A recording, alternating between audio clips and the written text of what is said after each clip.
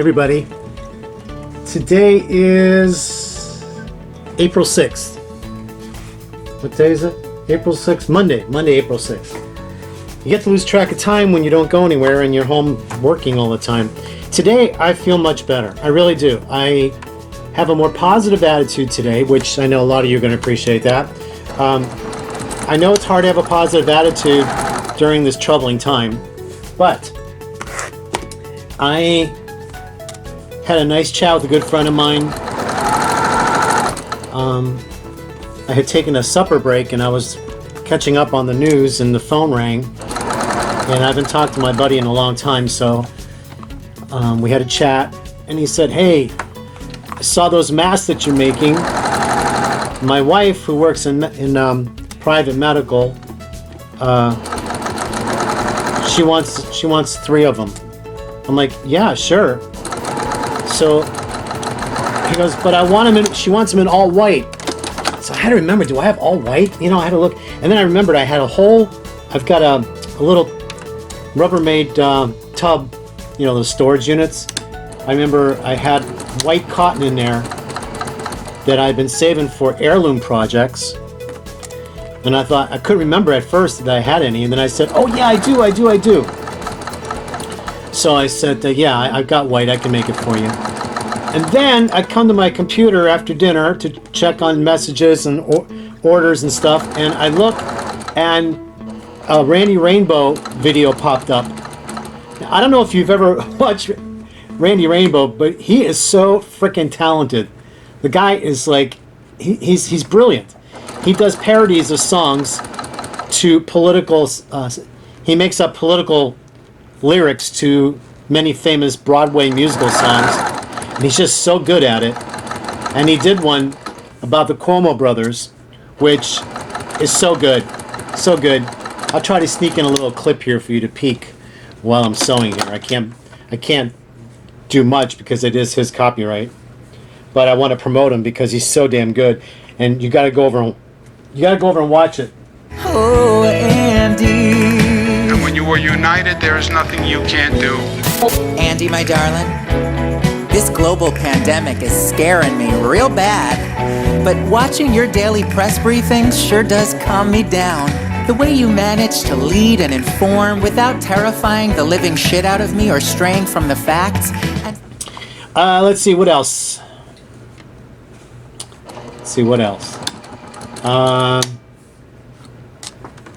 Weather was decent today. I was up again till about 8, 9 o'clock this morning sewing.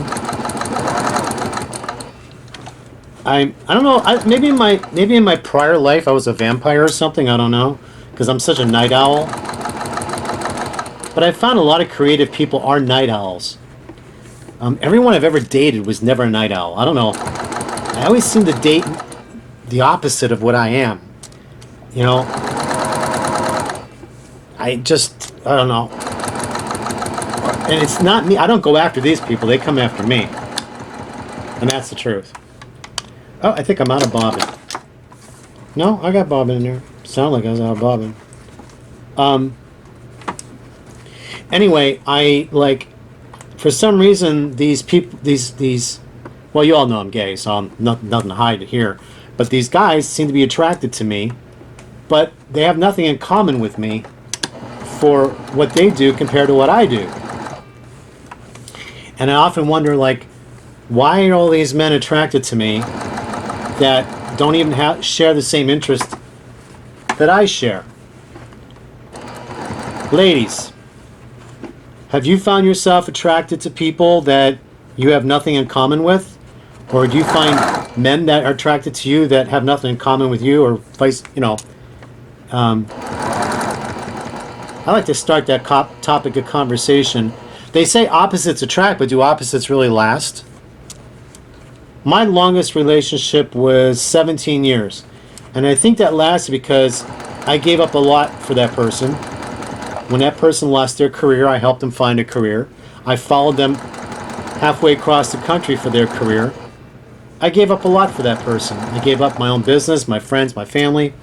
And in the end, when I lost my corporate job, yes, I am out of bobbin. Yeah, I knew it. I knew it. It's the only thing about these mechanical machines, they don't tell you when you're out of bobbin. So the thing of it is, when you give up a lot, you give things up for love. When you love someone, you give up a lot.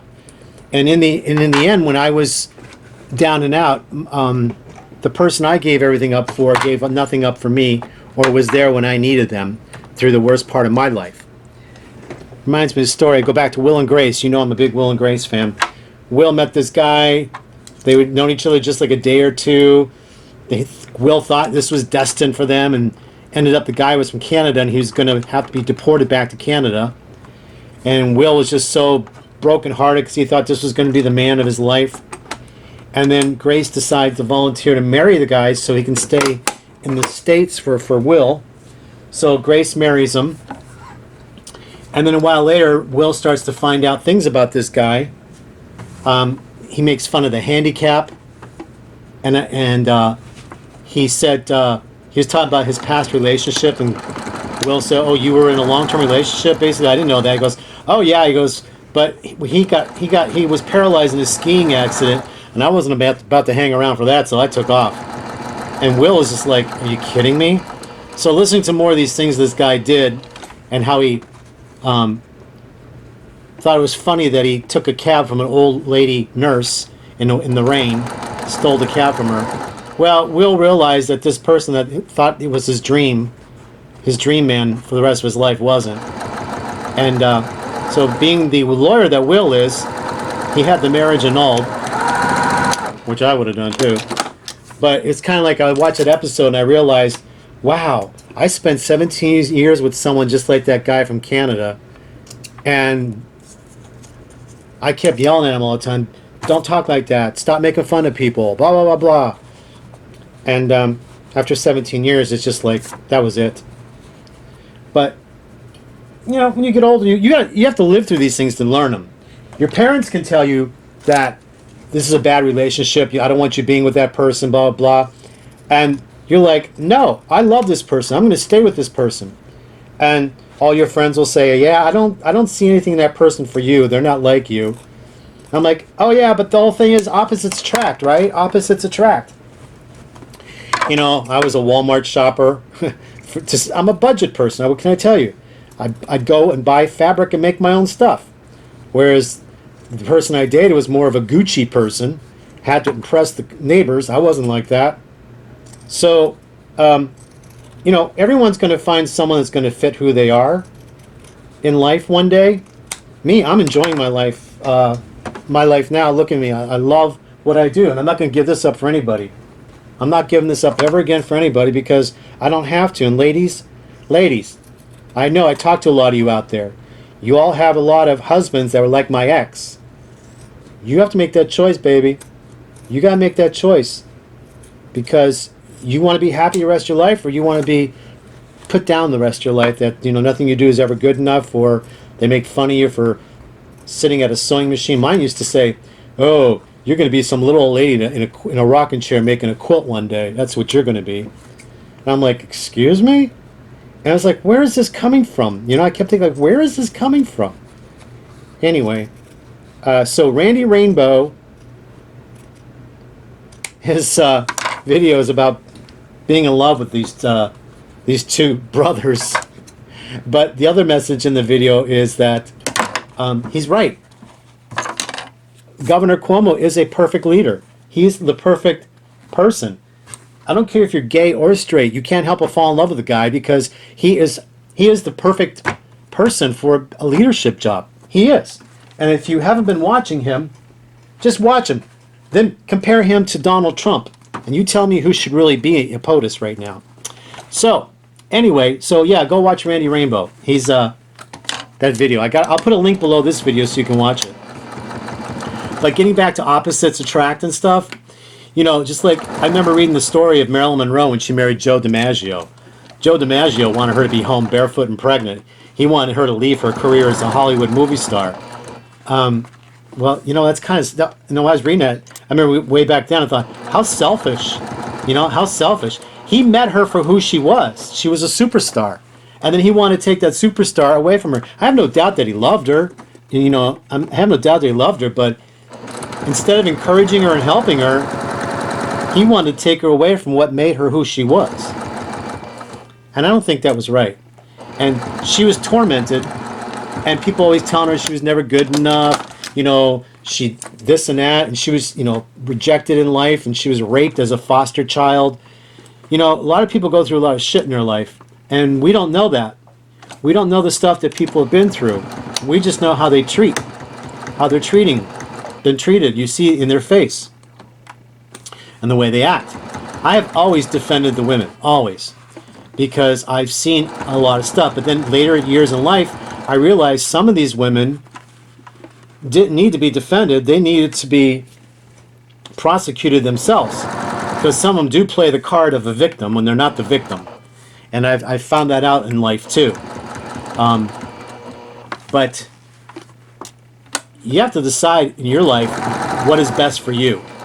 And if you want to leave somebody, stop crying on somebody else's shoulder and asking, oh, what am I going to do? I need help. And then after somebody helps you, you go right back to that person again. It's not fair. You need to sit in that house of yours and say, if you're going to want help from somebody, you better follow through with it. Because you're bringing someone else into your drama, and it's not fair to the other people. If you want help from people, then follow through with it. I was talking about that. That was another thing I wanted to bring up, is because I was watching a friend of mine who was wanting to leave her husband and this and that, and I always thought this guy was a really good guy. I didn't see anything, and usually I could pick up vibes about people. I could pick up vibes about people, and but the truth is, we don't pick up vibes when we're in love ourselves. That's the thing. Most of us can pick up vibes for other people, but we can't pick up about ourselves.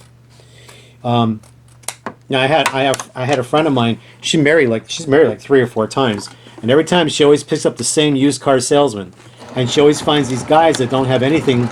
They don't have anything to their name, and she picks them up and she waves the checkbook in front of their face, and they're like dogs with their tails wagging and their tongues out of their mouth. So they move in with her, and they sit around by her pool. They ride her boats that she owns, and these guys think they got it made, and then she's trying to change them and trying to get them to, get a career, how to work, and how to build a rep. She even came to me a couple times. Can you teach my husband how to put a website together? Can you teach this? He didn't want to learn. He didn't even want to show up. He had it too good, man. He's getting married, a woman with everything. So, it's not always the men, ladies. It's you too. It's you too. What do they call those kind of women? Helicopter moms? Something like that? I don't know. Enablers. All right, so that's my little chat for today about relationships and feeling better today. Watch Randy Rainbow. You're going to love it. He's fun. That put me in a good spirit today. And that just because the reason why I was on a topic today about relationships and stuff too is the fact that he was talking about, being in love with the persona of a person, who they present themselves to be. And we look at Governor Cuomo, and you could see he's a caring person. Where you compare it to Trump, and Trump is just like, I don't give a shit about nobody but me. If it doesn't put money in my pocket, I don't care. Oh, that was another thing I want to talk about, is the fact that did you see the drug thing? How Trump, Giuliani invested in Novartis a few months ago. Novartis is the one who makes that drug that Trump keeps promoting. I don't understand why Trump is promoting a drug when he's no chemical. He's not a scientific medical chemical engineer. I don't understand why Trump is doing that. Why he won't let Dr. Fauci talk about it. He just shuts him up. And then when I realized that Trump has got money coming to him from this pharmaceutical company that makes this drug that's going to sponsor his election and stuff. I was following some of this today, and it's like, whoa, that makes sense now. And someone needs to remove Trump from that position and put the professionals in, like Dr. Fauci. I will listen to Dr. Fauci, but I don't know. He just hangs around, and when Trump keeps trying to keep his mouth shut, and Fauci, I don't know, man. There's something about that. It's almost like he's in a battered relationship. Again, I'm getting back to a relationship issue again, which the topic of conversation is. It's like Fauci's in a bad relationship. And he's like an abused wife where he keeps his mouth shut most of the time. And then when he's allowed to talk, Trump interrupts a reporter who's asking Dr. Fauci or whatever, and Trump, I already answered that for you. I already answered that for you. Trump is the abuser, and he abuses everyone. A lot of people in America are used to being abused, and that's all they know, and that's why they still support him. Okay, guys, to my next chat, and so have a good day, night, whatever, and watch Randy Rainbow. Okay, love you. Bye.